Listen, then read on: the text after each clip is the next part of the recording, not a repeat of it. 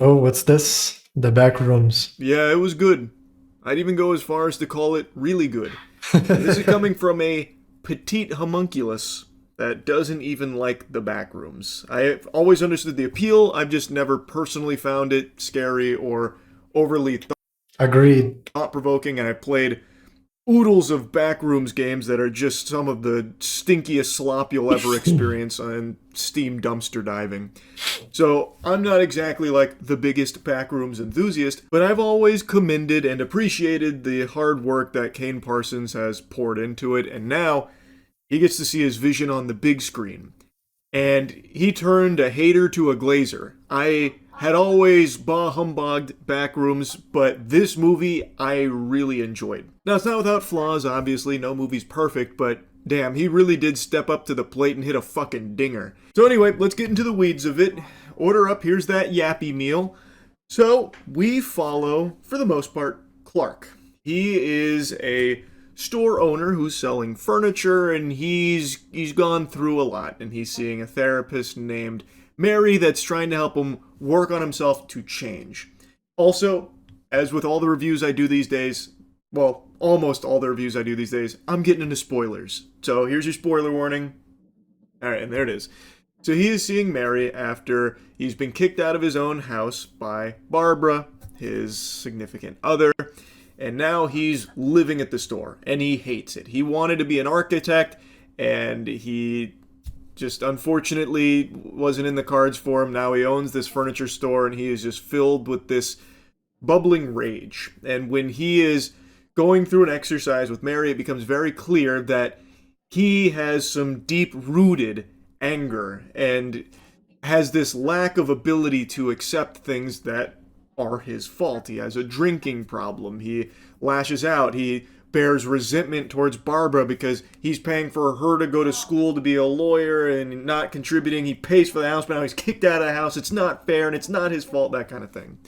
He's a pretty interesting character, and the acting in this film is like really good. That being said, there are times where the script just isn't super strong. So even though the acting is really solid, there are moments, and it's mainly towards like the second half of the film, where the dialogue just gets a little cattywampus, kind of gets weird and wacky, and I don't think it's like intentional. It just kind of at times doesn't hit the way I think it was supposed to. But it's not a huge issue because it was only a couple of lines that I thought kind of stumbled and fell a bit flat. It doesn't like ruin any scenes or any sequences or anything like that, but just something I wanted to make a mention of. For the most part, the writing and the acting are very, very strong. Anyway, though, Clark owns this furniture store, and it's been having some electrical issues, and he one night goes downstairs of the furniture store and is trying to solve it himself, but he's really upset. He's fucking flipping switches, and then he accidentally discovers that the wall near the breaker, he can phase right through it. Dude's fucking no clipping here. He then goes through the other side here, and that's when we get our first glimpse of the back rooms. And it looks really cool on the big screen. A lot better than it looks in the fucking games that I've experienced. It goes on forever.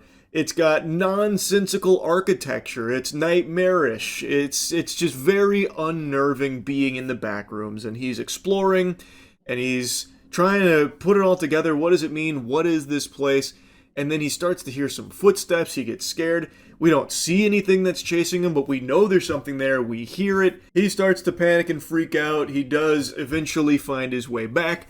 And then he tries to tell his therapist, Mary, about it. She doesn't really believe him, but he's started mapping it out. He's drawn up the fucking blueprints of it. And he wants to prove its existence, that he's not crazy or anything or having some psychotic episode. So then he has one of his employees and her boyfriend come with him to the back rooms to film, and that's when we experience the exploration and the eeriness, the creepiness, the nonsensical nature of the back rooms through this old school camera. So it's all grainy, and this isn't the first time the movie did found footage. It opened with a found footage, camcorder style sequence. And I know a lot of people are really tired of it because it has been exhausted. They have milked found footage to death. There is not a drop of milk left in those titties. But I would still say it does very well in this film, especially when the Backrooms was built upon found footage. At least most of the content is around old school camcorder videos where some poor soul falls into the back rooms and ends up in a library that's shaped like a DNA helix, and maybe the fucking Babadook throws a pie in their face. Whatever. Found footage is integral to the DNA of the Backrooms. So obviously it's got to be here, and I do think they do a good job of making it not like the most trope, cliche-ridden found footage you'll ever see.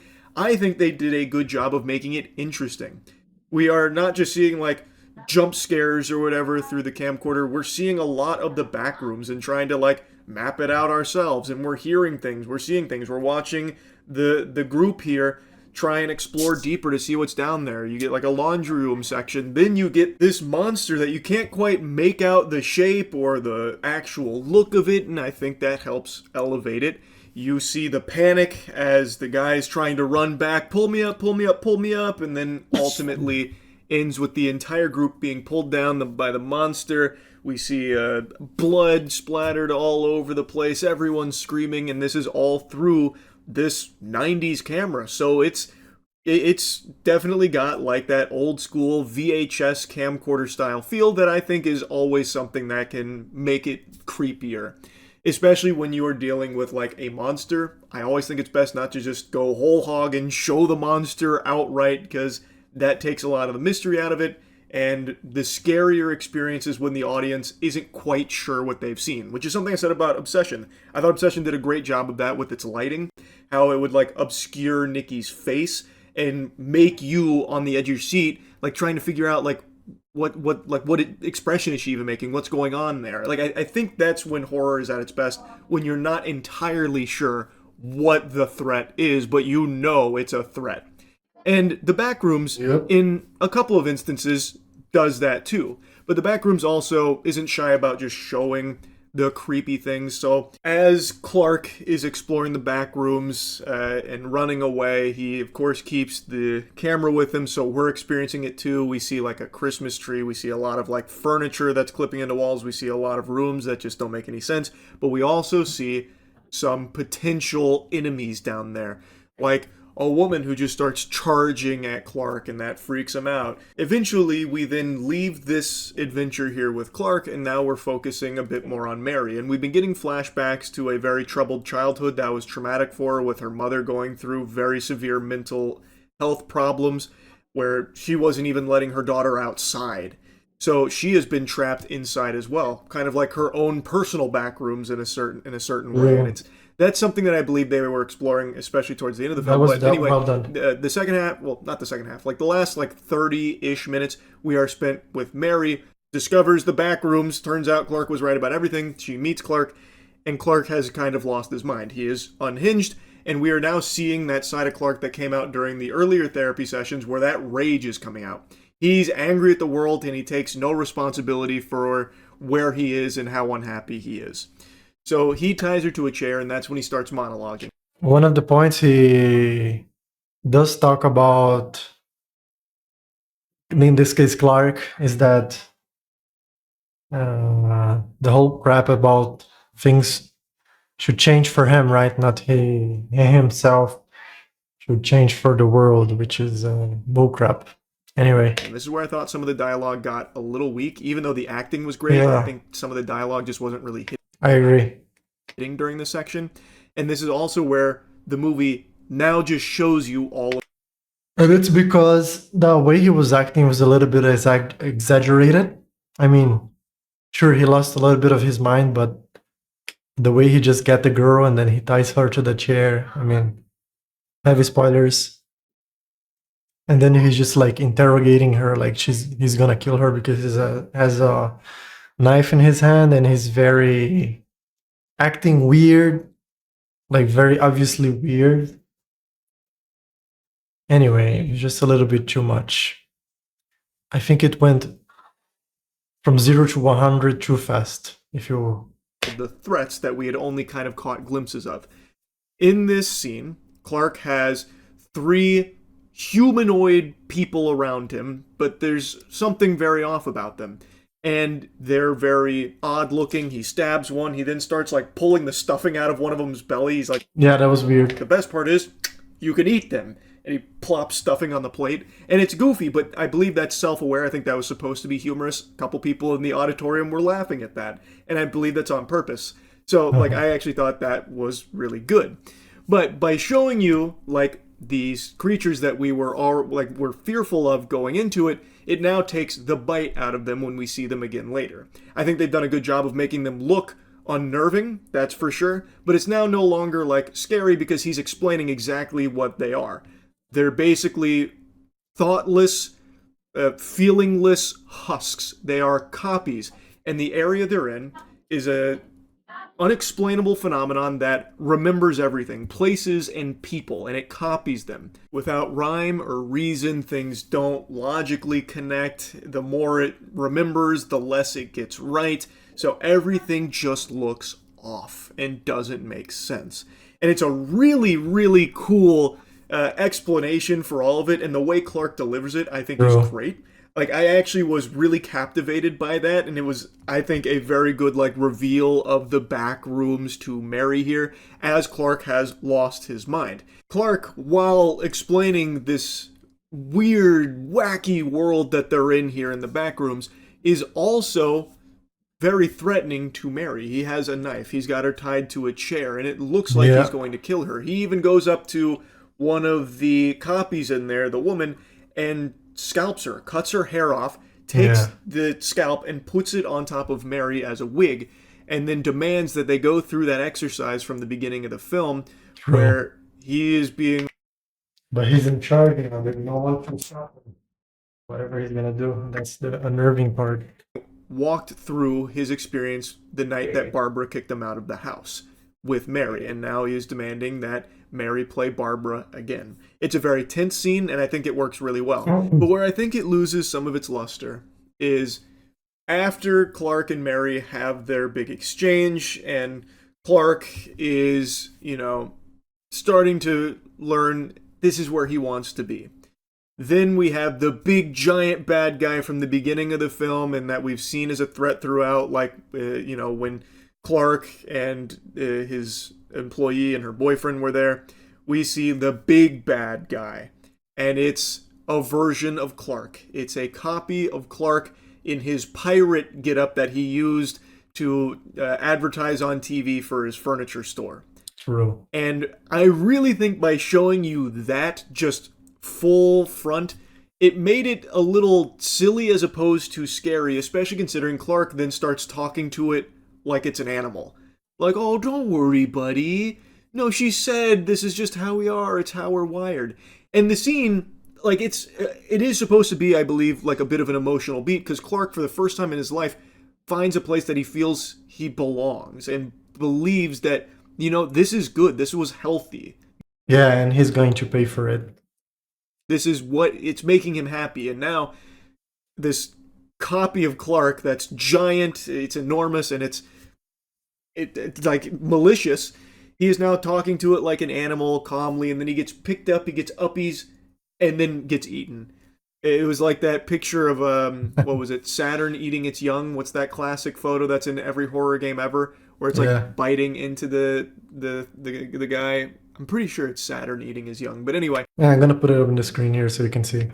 It's that, and then it ends up killing Clark, and then the rest of the movie is spent with Mary running away from giant pirate Clark. And the chase isn't bad. It goes through a lot of, like, other really creepy areas in the back rooms, and it is like a big threat here with this giant creature making a lot of very loud, you know, spooky noises.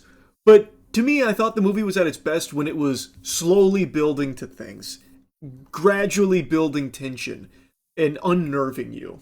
Yeah, but there's only so long. The movie can only be so long, right? So opposed to now just kind of being like a nuts to butts chase. And that's not to say the whole chase is just like Scooby-Doo-esque or anything like that, because there are some tense moments in there. And it's, like I said, it's not like I disliked it. But I just really thought by keeping it more of like a mystery and keeping it more obscure on like what's even around and what's making it a threat. Oh yeah, and also the way the woman ran away from the monster, it's it's unnerving, but not because of just because of the monster, but because of the way she runs away, she's just stumbling everywhere. I mean, I get it that she's in a panic, but maybe she doesn't walk or run anyway, so she's like that's how she is. And maybe it's because she was not let out of the house when she's small, so she's just very clumsy. I don't know. Anyway, she was very slow. I thought that's when the film was at its best. And I really think the camcorder footage, the found footage, were some of the best sequences in the film. Now, admittedly, I do think there are some parts that maybe linger a little too long, especially when Clark first gets to the back rooms, where we'll see him walk down a long hallway and we see every fucking agonizing step of that walk. And it's obviously he's in like a really weird location and this hallway doesn't make a lot of sense. There's a lot of like noise now Yeah, I was worried he is gonna get lost at some point, but it's a movie, so happening, so like I get why it'd be slow, but I just don't think we needed to see every single step there because then it does feel like it dragged. And there are a couple instances of that, but not many. But what I'm saying is, I really do think the film was at its best when it was slowly building and slowly showing you things that you, as the viewer, weren't entirely sure what you saw. I thought that made it creepier. And it's not to say that I think by showing Yep. all of the, copies and like Pirate Clark that it like took away from the film. I still think it worked really well in the context of it, especially when they're explaining what this place is. It's not even like necessarily an evil place. It is just this mysterious entity that is remembering and copying things, and it's just not copying them super well. So these Real. things don't know how to act. They don't know how to think or what to do, so they just do things inexplicably. So like it still works. I just personally preferred when it was slower and like constantly keeping you on edge of what you're going to see next or what you thought you might have even seen in the last room. Anyway, I did like the Backrooms. I thought it was very enjoyable. I had a good time with it, and I am really excited for more of Kane Parsons' projects. By the way, in the end, the woman ends up surviving, barely, but she's kind of like captured by the scientists who are investigating the place, and we are left without knowing at the end of the movie whether she's gonna survive or not, because when she asks one of the scientists whether she's gonna be okay or they're gonna let her out, he just answers that it's not his decision. And I just suppose they're gonna kill her or convert her to be one of the scientists in there. Like she can't leave anymore, because she knows about the back rooms. Coming up, like I'm really excited to see what else he'll sink his teeth into, because I imagine this is going to be very successful. The fucking theater was packed, so like I'm assuming it's going to do For me, one was not packed. It was like maybe 1/3. extremely well in the box office, so he'll probably get more under his belt, and I'm excited to see what they are, because I think he did crush it with this. Anyway, that's really about it. See ya. Yeah, it was good.